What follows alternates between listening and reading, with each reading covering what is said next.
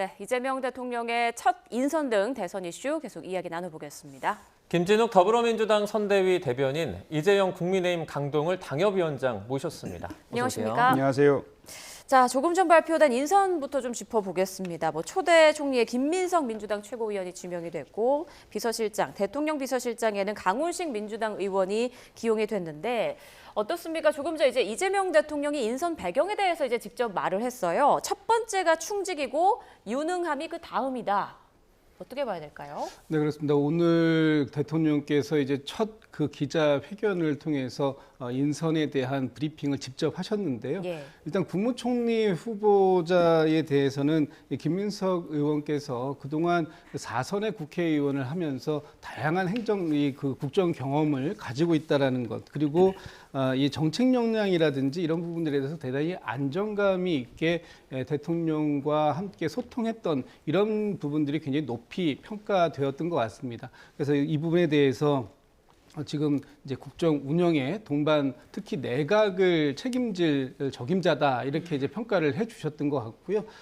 지금 뭐 그 외에 이종석 국정원장 내정자 또는 지금 그 강훈식 비서실장 등 아마 각각의 분들은 이미 정책적 역량이 검증되신 분들이고요.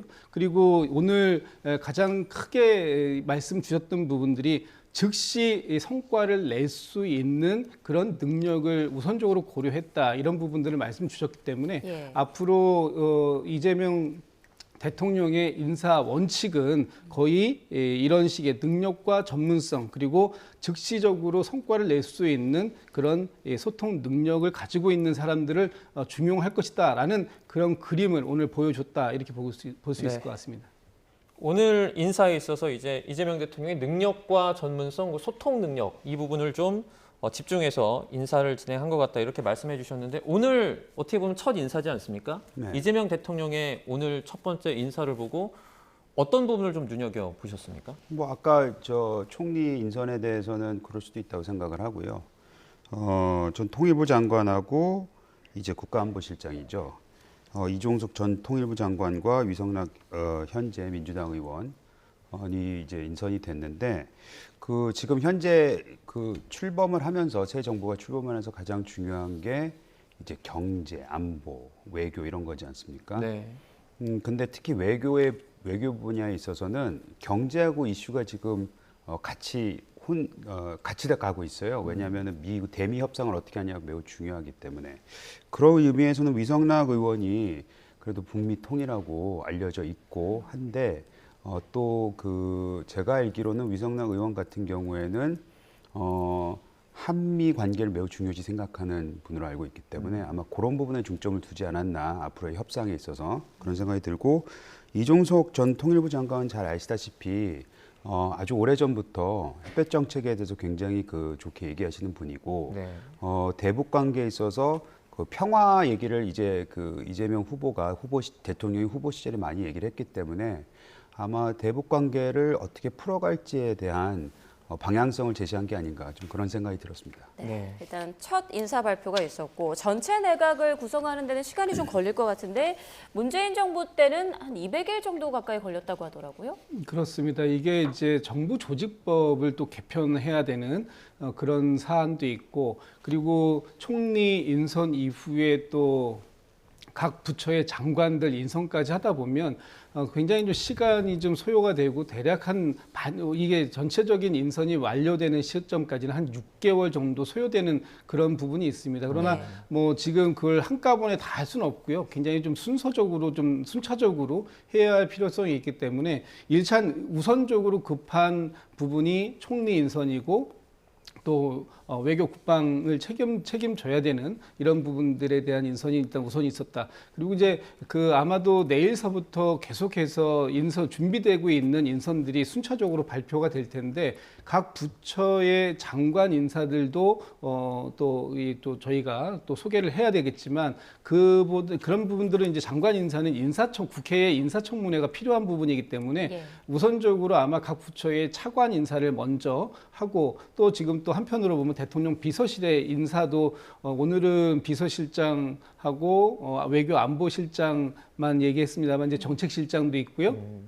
또 그 외에 수많은 비서관들의 인사라든지 이런 부분들이 굉장히 숨가쁘게 또 빠르게 이루어져야 될 필요가 있는데 어쨌든 지금 정부의 그 어떤 인수위가 구성되지 않고 새롭게 바로 오늘 첫 임기를 시작하신 상황이기 때문에 이 두 가지를 동시에 진행할 수밖에 없는 상황입니다. 한편으로 보면은 정부 조직법이라든가 이런 부분들은 사실 보통에 같으면은 인수위원회에서 준비를 다 끝내고 그 이후에 한 2달 정도의 인수위 기간 동안에 할 수 있었는데 지금 그럴 수 없는 그런 좀 특수한 상황이기 때문에 앞으로 인사는 인사대로 하고 또 정부의 새로운 조직은 또 조직대로 그려나가는 작업을 병행해야 되지 않을까. 그래서 당분간은 사실은 굉장히 좀 그 혼란한 상황인데 그런 상황들을 빠르게 정리해 가는 그런 과정의 시간들이 있을 것 같습니다.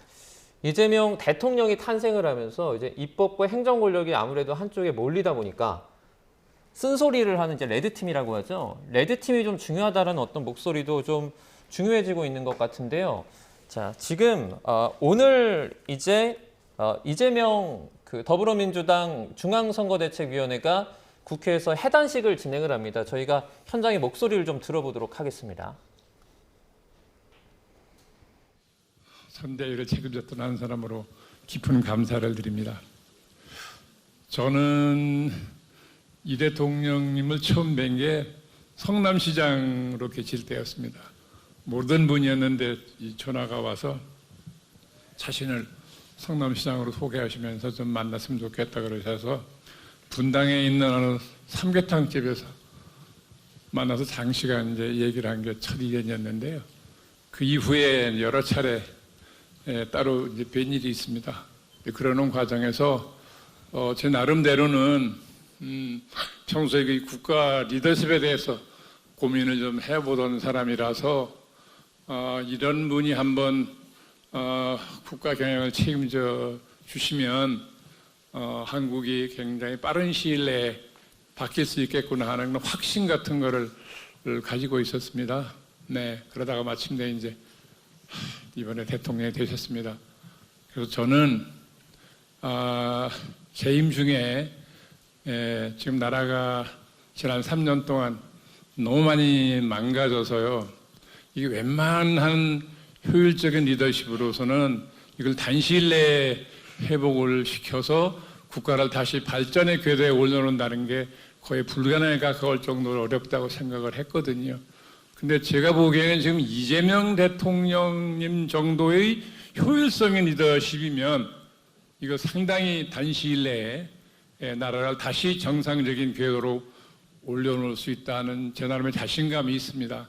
다만 이 대통령이 혼자 힘으로는 안 되겠죠. 여기 계신 모든 중진 정치 지도자분들은 물론이고 다른 모든 분들이 나라를 사랑하는 마음으로 이 대통령 하시는 일을 적극적으로 도와주시면 아마도 재임 중에 나라를 다시 정상적인 국가로 발전을 향해 힘차게 도약하는 그런 국가로 반드시 바꿔 놓아 주실 것이라고 저는 확신합니다. 여러분 꼭 좀 이 대통령 좀 도와주십시오. 감사합니다. 윤여준 상임총괄선대위. 네, 윤여준 민주당 상임총괄선대위원장의 발언 듣고 오셨는데요. 네, 빛의 혁명을 만수했다. 지금 오늘 민주당 선대위 해단식을 저희가 보여드렸습니다. 네. 자, 이 선거 결과에 대해서는 잠시 뒤에 좀 짚어보도록 하고요. 앞서 그 이재명 대통령의 첫 인선에 대해서 얘기를 좀 나눠보고 있었는데 과연 반대 진영 인사들도 기용을 할 것인가 이 부분에 대한 예상을 좀 여쭤봤거든요. 어떻습니까? 저는 후보 시절에 계속해서 중도 보수 얘기를 했잖아요. 그래서 외연을 넓히겠다는 뜻을 이제 밝혔는데 결국에 그거를 행위로 보여줄 수 있는 건 인사 아니겠습니까? 근데 뭐 아직까지는 그런 모습은 보이지 않고 그게 나올지 안 나올지 기대되는 그 관전 포인트긴 해요. 근데 우리 윤여준 위원장께서 말씀하셨던 그 효율 부분 있잖아요. 이제 그 효율 부분이 이제 눈에 좀 들어오는데 입법 권력을 가지고 있지 않았습니까? 거대한 입법 권력. 거기에 이제 국민이 행정 권력까지 맡긴 거란 말이에요. 그렇다면은 지금 그게 윤여준 위원장이 얘기하는 효율성에 있어서는 효율면에 있어서는 굉장히 이제 빠르게 뭔가를 결정하고 실행할 수 있는 그 구조는 갖춘 거잖아요. 그럼 그 안에서 진짜 효율을 내려면 혹여라도 자기네 사람을 써야지만 그 효과를 낼 테니 그렇게 가지 않을까 처음에 그런 우려는 조금 있습니다. 이게 빨리빨리 행동하기 위해서 또 모든 걸 빨리 처리하기 위해서 혹여라도 잘못된 스텝을 밟게 되면 그 모습을 우리가 이제 문재인 정부가 처음에 출범을 하면서 국정과제를 굉장히 빠르게 소화하려고 하다가 여러 가지 잘못된 정책들을 저희가 보지 않았습니까? 예를 들면 부동산 정책이 가장 큰 부분이었죠. 그래서 그런 그 실수는 안 했으면 하는 바람이 있고 그 안에 혹여라도 탕평 인사가 이루어진다면은 그래서 그 탕평 인사를 통해서 여러 가지 다양한 입법을 또는 그 정책을 한데 모을 수 있는 지혜를 모을 수 있을지 그것이 저는 궁금합니다. 네, 탕평 인사 얘기도 좀 해주셨는데 그러니까 반대 진영 인사들의 어떤 기용 이런 거 말씀이시잖아요. 그렇죠. 어떻게 보세요? 좀 가능성이 있다고 보십니까? 그래서 앞으로 이제 인사가 이제 막 시작이 된 단계이기 때문에 앞으로의 인사에 대해서 미리 그 예단하기는 좀 어렵습니다만 지금 이재명 대통령께서 가장 강조한 그런 단어들을 보면 통합 또는 실용 이런 부분들이 있고 누구의 정책이나 어느 정부에서 일했던 사람이나 관계없이 지금 국민을 위해서 도움이 될 수 있는 정책이거나 사람이라면 언제든지 얼마든지 함께 할 수 있다라는 것이 아마 이재명 대통령의 이 실용이라는 단어에 다 들어있는 것 같습니다. 지금 좀 전에도 보셨습니다만 윤여준 전 장관 지금 저희 선대위의 총괄 상임선대위원장을 맡아주셨던 분들도 또 이번에 이재명 그 캠프에 대선 캠프에 합류해 주셨던 분들 중에는 저희 그동안 전통적으로 진보 입장에서 활동하셨던 분들 외에 보수 쪽 입장에서 활동하셨던 분들도 상당히 많이 참여해 주셨던 그래서 하나의 목소리를 같이 내주셨던 분들도 많은 분들이 계시는데 아마 이런 부분들이 이재명 대통령이 그동안 생각해 왔던 그런 실용의 인사 여기에 다 포함이 되어 있고 그런 부분들을 이미 저희 선대위 구성 과정에서 보여드린 바가 있다. 앞으로의 인사에 대해서 뭐 지금 제가 그 미리 말씀드리는 게 되게 조심스럽습니다만 예. 그런 부분들에 대해서도 한번 눈여겨보시면 국민들의 통합이 이재명 대통령이 얘기하는 통합이 허언이거나 아니면 진정성이 느껴지지 않는다라는 평가는 좀 나오지 않을 수 있도록 아마 하실 것 같다. 저는 또 그렇게 또 기대하고 믿고 있다 이런 말씀을 드리고 그 싶습니다. 부분에서 한마디 드려도 될까요? 일단 대선 과정에서 그 진영으로 넘어간 보수 쪽에 있던 분들은 탕평 인사하고는 관련이 없습니다. 탕평 인사를 하려면 진짜 지금 국민이 어찌 보면 김문수 후보하고 이준석 후보의 그 득표율을 합치면 거의 50% 육박하는 그런 지지율을 보여주셨잖아요. 그러니까 그 진영에서의 있는 사람을 같이 함께 해야지만이 그것이 탕평 인사로 평가받지 않을까라는 생각은 좀 듭니다. 예, 한번 지켜보도록 하겠습니다. 자, 오전에 있었던 취임 선서 내용도 좀 보겠습니다. 탄핵으로 인한 보궐선거다 보니까 가장 먼저 강조한 건 민주주의였는데요. 들어보시죠. 장갑차와 자동소총에 파괴된 우리의 민주주의를 다시 일으켜 세울 시간입니다. 한강 작가가 말한 대로 과거가 현재를 돕고 죽은 자가 산 자를 구했습니다. 이제는 우리가 미래의 과거가 되어 내일의 후손들을 구할 차례입니다.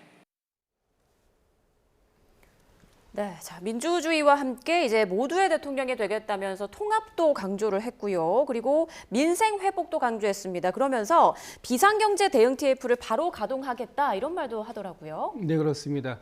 오늘 대통령 취임사에서 뭐 여러 가지 말씀을 주셨습니다만 예. 그중에 가장 방점을 찍었던 부분 중에 하나가 민생 경제 회복에 있다. 이런 부분들에 대해서 비상경제 대응 TF를 즉시 가동하겠다라고 말씀을 주셨습니다. 이 부분에 대해서는 뭐 대통령 취임 선서뿐만 아니라 대통령이 되기 전에 후보 시절에도 공약했던 바인데 아마도 지금 우리의 민생 경제가 너무나 어렵다라는 부분에 대해서 많은 국민들께서 공감하셨고 그 부분에 대해서 또 새 정부에 대한 기대감도 굉장히 클 것이다 이런 말씀 주셨고요.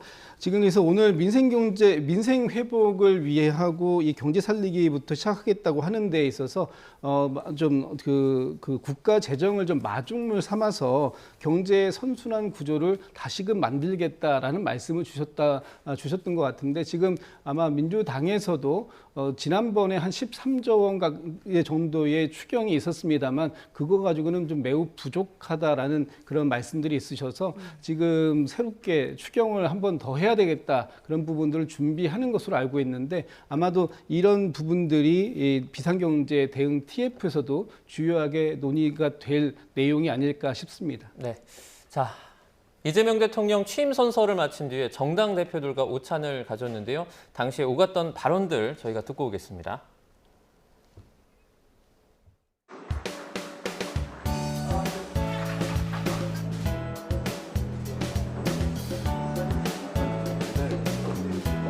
웃으세요.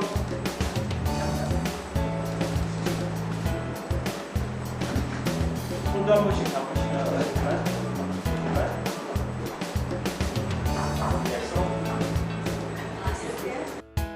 국회에서 이재명 대통령님을 모시고 이렇게 식사를 하게 됐습니다. 이재명 대통령님의 취임을 진심으로 축하드립니다. 저부터 잘 해야 되겠죠. 우리 천하람 대표님도 우리 김용태 대표님도 제가 잘 모시도록 하겠습니다. 자주 연락드릴 테니까 자주 시간 좀 내주시고요. 의장님께서 오늘 비빔밥을 주신다 그랬으니까 잘 화합해야 되는데 육회해야 되겠죠. 그래서 그 비빔밥에 육회가 꼭 들어와 있으면 좋겠습니다. 유쾌한 비빔밥으로 즐거운 정치 같이 했으면 좋겠습니다. 강원도 횡성 육회가 들어가 있습니다. 아 예. 먼저 당선을 축하드립니다. 내일 여당이 본회의에서 처리하려고 하는 공직선거법, 법원조직법, 형사소송법 개정안 처리는 매우 심각히 우려가 되고 있습니다. 대통령과 여당이 민주주의의 핵심 가치인 비례적 대표성을 인정하고 상생의 정치를 위해서 이를 활용한다면 국민의힘도 협력할 부분을 적극적으로 협력하겠다라는 말씀을 드리겠습니다. 오늘 이 자리에 있었으면 굉장히 좋아했을 조국 전 대표가 생각이 납니다. 두 분께서 투샷 찍으실 때 정말 참 보기 좋았었습니다. 기대와 함께 우려를 갖고 계시는 국민들도 적지 않게 계실 것입니다. 저희 개혁신당과 이준석 후보를 지지하신 많은 국민들의 뜻도 잘 경청해 주시고 국정에 적절하게 반영해 주시기를 부탁드리겠습니다. 소년공 출신 대통령, 기득권에 맞서 싸웠던 인물이라고 하는 특별한 상징성이 있으시죠. 다른 어느 때보다도 힘없는 사람들의 목소리에 더 많이 귀 기울여 주실 것이라고 믿고 좌고우면하지 않고 거침없이 개혁의 파도를 새 정부와 우리 국회가 함께 헤쳐나가기를 기대합니다. 혹여 내란 세력들의 거센 반발이 있다 하더라도 국민을 믿고 민주주의를 방패로 삼아서 뚜벅뚜벅 걸어나가셨으면 좋겠습니다.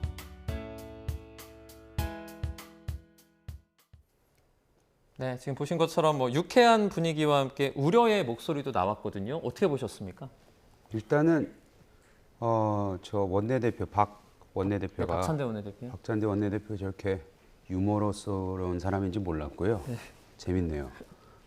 저는 그 김용태 위원장하고 그 다음에 천하람 대행인가요? 네, 대표 맞습니다. 대행. 네. 그 두 사람의 모습을 보면서 이제 쓴소리도 하긴 했는데 사실 그 내용보다는 보수 진영에 있는 사람으로서 저 젊은 사람들이 대표로서 나가서 함께 신임 대통령하고 같이 오찬을 하는 모습이 보기 좋았습니다. 네. 지금 국민의힘도 그렇고 보수 진영 전반적으로 많은 변화를 겪어야 되는데 저는 젊은 세대가 대표하는 그런 정당이 되기를 바라는 마음이 저기에서 저는 좀 나왔다고 생각합니다. 네. 자, 이런 뭔가 화기애애한 그런 통합의 모습들이 앞으로도 좀 많이 보였으면 좋겠는데 이재명 정부 조직 개편에 대해서도 좀 살펴볼게요. 이 대통령 후보 시절부터 이제 검찰 개혁을 강하게 외치지 않았습니까?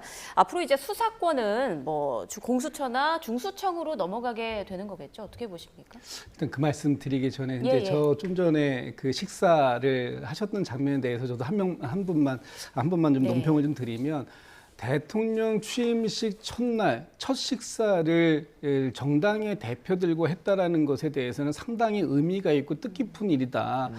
지난 3년 동안에 윤석열 정부에서 윤석열 전 대통령을 야당 대표가 만나는 데까지 상당히 오랜 시간이 걸렸습니다. 그럼에도 불구하고 윤석열 전 대통령의 어떤 배제 정치, 대화와 타협을 거부하는 같은 그런 정치, 소통이 안 되는 정치들 때문에 여야의 협치가 이루어지지 않았던 부분에 대한 어떤 반성적 고려도 있는 것이거든요. 그래서 오늘의 이 식사 제안 또 함께했던 부분에 대해서는 좀 긍정적으로 평가해 주시기를 좀 말씀을 좀 드리고 지금 이제 뭐 정부 조직법이라든지 좀 전에 말씀 주셨던 뭐 검찰 개혁이라든지 여러 가지 부분들에 대한 논의가 이제 본격적으로 이제 시작될 예정입니다. 뭐 저희가 그 선거 공약에서 일부 검찰 개혁, 특히 뭐 이 그 검찰을 기소청, 수사청으로 분리하는 내용이라든지 아니면은 뭐 공수처를 조금 더 보강하는 내용이라든지 이런 부분들이 내용이 나왔습니다만 그것을 뭐 그 민주당이 일방적으로 저희 독자적으로 추진해서 할 수 있는 문제는 아닌 것 같고요. 국회에서 법안을 충분하게 심의하고 토론하고 하는 과정들이 거쳐질 건데 제가 이 대목에서 좀 이제 저희가 이제 여당 입장에서 야당이 대신 국민의힘에 좀 부탁을 좀 드리면 국민의힘이 지난 윤석열 정부 때 보여주셨던 모습은 국민의힘의 독자적인 안이 사실 보이지 않았습니다. 민주당이 뭘 하자라고 얘기했을 때 국민의힘에서는 안 된다, 하기 싫다. 그리고 그 부분에 대해서 본인들의 안을 내기보다는 대통령의 뒤에서 대통령의 거부권을 행사해 주기를 바라는 그런 모습밖에 볼 수 없었다라고 저희가 이제 평가를 드리는데 이번에 이제 새롭게 그 22대 국회에 또 이재명 대통령의 국민주권정부에서는 국민의힘에서도 국민을 대표하는 그 민의의 전당, 민의의 기관인 만큼 안을 만들어 가지고 그 서로의 각자의 같은 이슈를 바라보는 다른 시각이 있을 수 있기 때문에 그런 부분들을 입법을 통해서 안을 내놓고 그 안을 그 상임위에서 충분하게 토론하고 심의하는 그래서 협의하고 또 뭐 정말 마지막 단계에서는 다수결로 갈 수도 있겠습니다만 그런 충분한 이 민의의 토론의 장이 다시 한번 좀 부활될 수 있는 그런 국회가 되기를 좀 바라고 아마 그런 상황이라면 저희 민주당이나 또는 이재명 대통령의 이재명 정부도 충분하게 대화하고 타협할 의지가 있다 이런 말씀을 좀 드리고 싶습니다. 네. 지금 상황에서 국민의힘은 어떻습니까? 선거에 패배한 이 상황을 당 내외적으로 수습도 좀 해야 될 것 같은데 뭐 계획 같은 게 좀 있을까요? 지금은 계획이 아마 아무것도 없을 거예요. 앞으로 국민의힘은 굉장히 길고 긴 진부한 이런 당내 내용에 휩싸일 가능성이 매우 높아 보이고요. 네.